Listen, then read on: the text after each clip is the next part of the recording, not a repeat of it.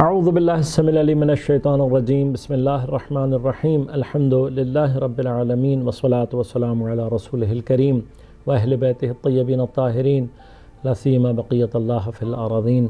روحی وارواح العالمین لتراب مقدمہ الفداء ولعنۃ اللہ علی اعدائہم اجمعین اما بعد قال اللہ تعالی فی کتابہ الکریم بسم اللہ الرحمن الرحیم شہر رمضان الذی انزل فیہ القرآن ھدی للناس وبینات من الہدی والفرقان صدق اللہ العلی العظیم۔ عزیزان گرامی قدر، خطبہ شعبانیہ کے سائے میں ماہ مبارک رمضان کو کس طریقے سے گزارا جائے اور کن باتوں کی طرف متوجہ رہا جائے، اس سلسلے کے ساتھ آپ کی خدمت میں حاضر ہیں۔ پیغمبر اکرم صلی اللہ علیہ وآلہ وسلم ہم سے ارشاد فرما رہے ہیں خطبہ شعبانیہ میں کہ جب ہم اور آپ متوجہ ہو گئے اس بات کی طرف کہ ہم اللہ کے مہمان ہیں اور ہمارے اندر وہ کرامت اور شرافت پیدا ہو گئی جو ہم جیسے گنہگاروں کی نفوس کو تسبیح، نیند کو عبادت، ہماری دعاؤں کو مستجاب، ہمارے عمل کو مقبول بنا رہا ہے، تو پھر ہمیں اللہ سے دعا یہ مانگنی چاہیے خالص نیت، پاک قلب کے ساتھ کہ پروردگار ہمیں روزہ رکھنے اور تلاوت قرآن کی توفیق عنایت فرما۔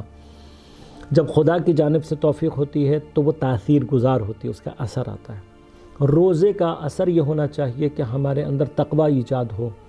یہ جو روزے کے اندر تقوی ایجاد ہونے کی کیفیت ہے، اس کا ایک راز اس بات میں ہے کہ ہم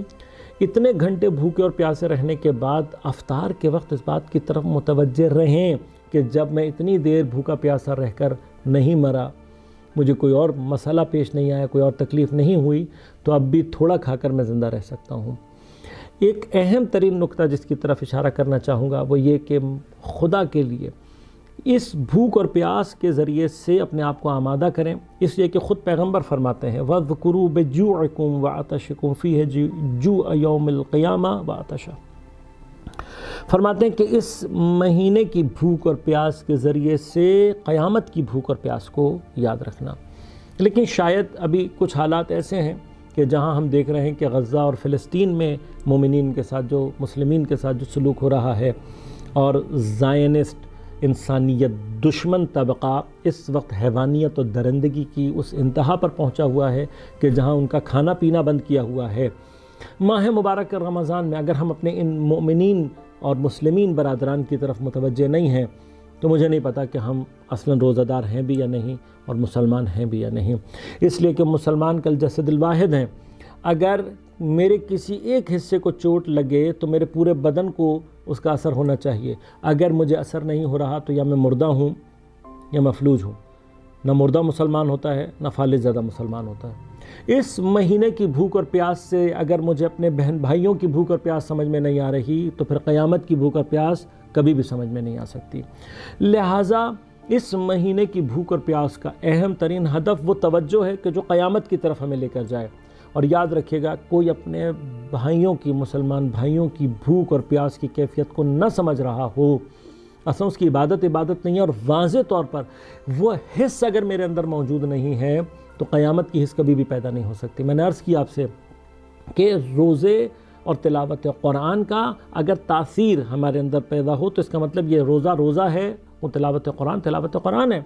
لہٰذا روزے کا ایک اثر قیامت تک پہنچنے کا ایک مرحلہ یہ ہے کہ سب سے پہلے اس بھوک اور پیاس کے ذریعے سے میں اپنے اطراف میں اپنے بہن بھائیوں کی بھوک اور پیاس کو محسوس کر سکوں۔ اگر آج غزہ اور فلسطین کے مسلمین اور مظلومین کی پیاس ہمیں سمجھ میں نہیں آ رہی، بھوک ہمیں سمجھ میں نہیں آ رہی، درد ہمیں سمجھ میں نہیں آ رہا، تو سب سے پہلے ہمیں اپنے اندر جھانکنے کی ضرورت اور یہ سمجھنے کی ضرورت ہے کہ ہم مر چکے ہیں یا مفلوج ہیں۔ اور مرے ہوئے شخص کی بھوک اور پیاس اس کو کہیں نہیں پہنچا سکتی۔ مرے ہوئے شخص کا اگر اس سے کوئی آواز برآمد ہو بھی جائے تو وہ تلاوت نہیں کہلاتی۔ اپنے آپ کو زندہ کرنا اور سمجھنا ہے تو راستہ یہ ہے کہ ہم ماہ مبارک رمضان میں جب اپنے آپ کو اہل کرامت سمجھ رہے ہیں تو ہمیں یہ بھی سمجھنے کی ضرورت ہے کہ جتنے ہم اہل کرامت ہیں اتنے وہ بھی اہل کرامت ہیں، اور اگر ہم اللہ کے مہمان اور اللہ کے بندے ہیں تو وہ بھی اللہ کے بندے ہیں۔ اگر ہمارے اوپر ابھی مشکل نہیں آئی تو اس کا ہرگز معنی یہ نہیں ہے۔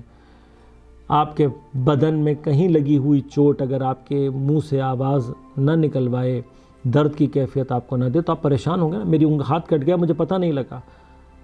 کہیں میں مر تو نہیں گیا۔ غزہ سے خون بہہ رہا ہے، فلسطین خون میں ڈوبا ہوا ہے، اور اگر مجھے کچھ نہیں ہو رہا تو شاید میں مر چکا ہوں۔ مرے ہوئے کی کوئی عبادت قبول نہیں ہوتی۔ پیغمبر یہ چاہتے ہیں کہ ہم اس مہینے میں جب اللہ سے توفیق کا سوال کریں تو یہ توفیق ہمارے اندر تاثیر گزار ہونی چاہیے۔ والسلام علیکم ورحمۃ اللہ وبرکاتہ۔